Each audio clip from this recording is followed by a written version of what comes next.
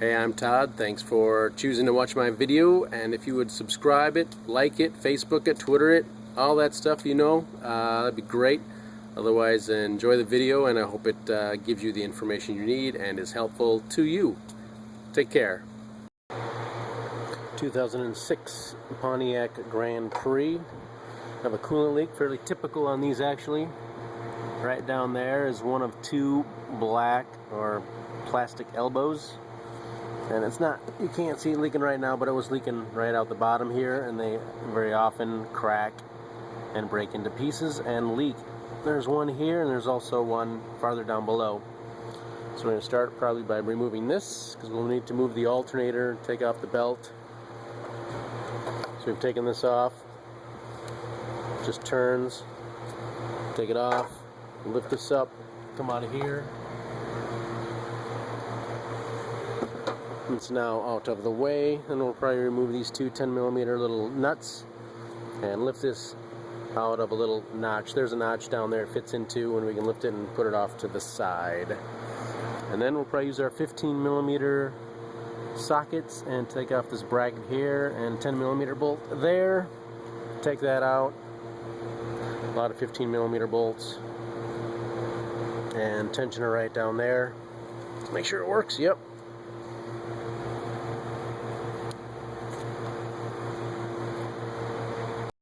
Then we got our 15mm wrench on the tensioner, and it's easy enough to just push back and loosen the tension and take the belt off the alternator, and we want to get it out of the way so don't spill coolant on it, because often coolant on a belt will cause it to squeak. So that's what we're going to do next, and then we'll take that bar off as I previously mentioned. 15mm deep socket.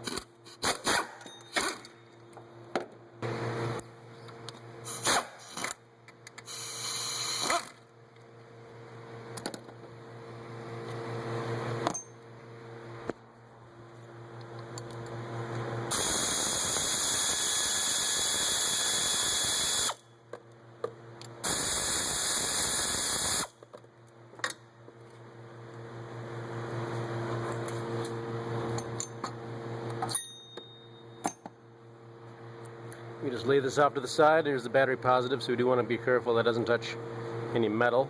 We'll probably just pick it up and turn it around. And that'll probably be okay right there. And we've got 15mm bolt here, 15mm bolt down there, a 15mm bolt back down here. And we could probably pull it off then. There's a second elbow down there. Again, all bolts are left to loosen, right to tighten. We have the 3 bolts out, and it is now loose. And so we should be able to pull it straight out from there and from there kind of together, although don't be surprised if these pieces break. We'll be pulling it basically straight out. It's kind of warm. There we go. Coolant flowing out. Came out pretty easy for me. It's not necessarily always that way, although if pieces are broken, it's usually not too bad. You can disconnect these here if you'd like to. I think we can actually have enough room here to just twist it out and work on it right here.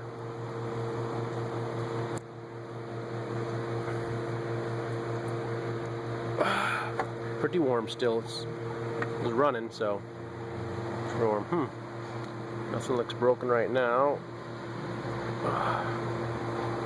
So maybe just the seals gave out. That looks a little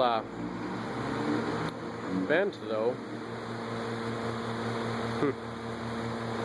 Can't tell you exactly what happened. It's not broken like usual, but the seals gave out maybe.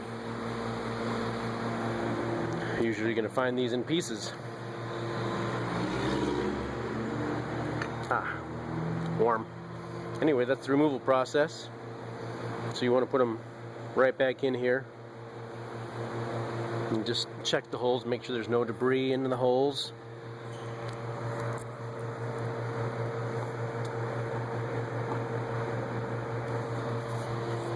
Clean it out with a rag a little bit if you need to, and stick the new pieces in here. Maybe put just a little bit of grease or something on there to help it slide into the engine when you put it back in.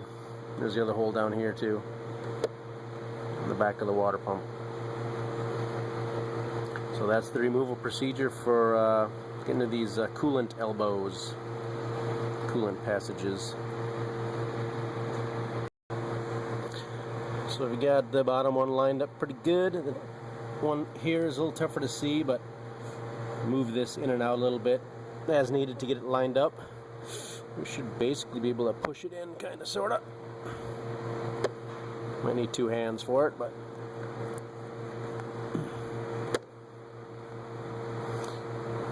that's what we're going to do.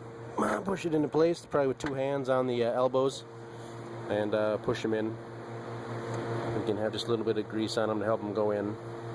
Here's my basic selection of tools. 10mm on my little gun here, assortment of 15mm, and an extension, 10mm, get a little extension on there, 10mm and 15mm for the belt tensioner. I think that's pretty much everything for this job. Of course, we'll have to add some coolant to it now. Here's a coolant jug and the little knobby thing we talked about. Now down here there usually is a bigger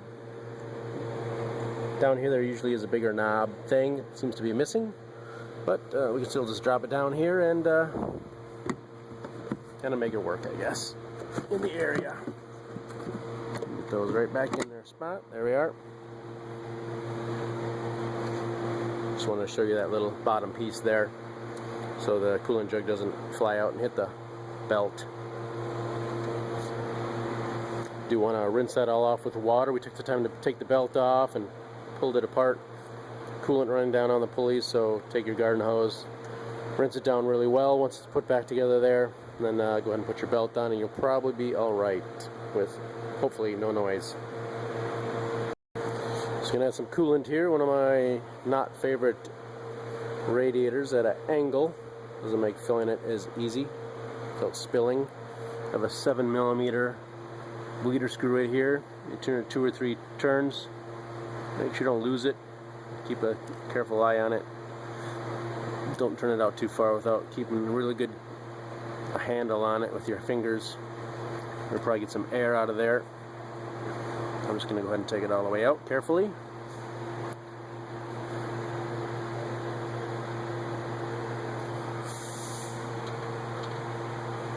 So we'll add some coolant, we'll get some air out of there hopefully, and then we'll get some coolant. That's the way it's supposed to work, to get the air out of the system. Then adding coolant, you can see it's flowing out of there pretty good. Using a funnel to try and keep the coolant from landing on the belt. We try to keep clean. This might not be all we need to do, but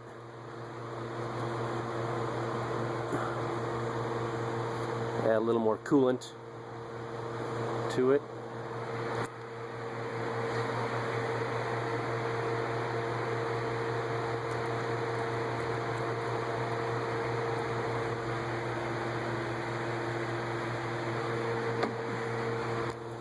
Put this in here while it's flowing.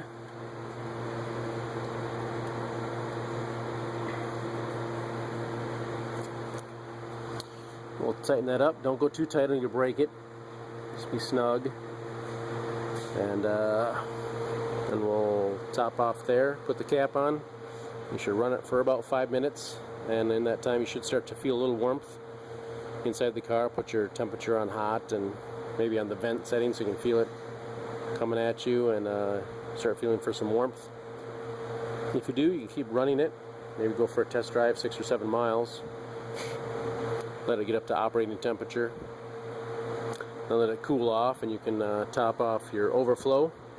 By the way, this car does come originally with Dex Cool Orange, but after some time someone has switched this over to green, so we're adding green back in, but try and take note of what came out, put the same stuff back in. If you don't have heat after a few minutes, or getting warm, if it's not getting warm after a few minutes, you can rev it up a little bit, see if it starts to get heat. If it doesn't, then go ahead and shut it off and wait about 10 minutes, maybe 5-10 minutes, and You can always squeeze the hose too and make sure it's not pressurized, but then take your cap back off and try and add more coolant. You might have an air pocket in it. And you might try and crack that bleeder screw back open again, see if you get more air out. And that would complete replacing your coolant elbows on your 2006 3.8 liter V6 engine, multiple vehicles. This happens to be a Pontiac Grand Prix, but works for most any of the 3800 engines in most GM vehicles for several years.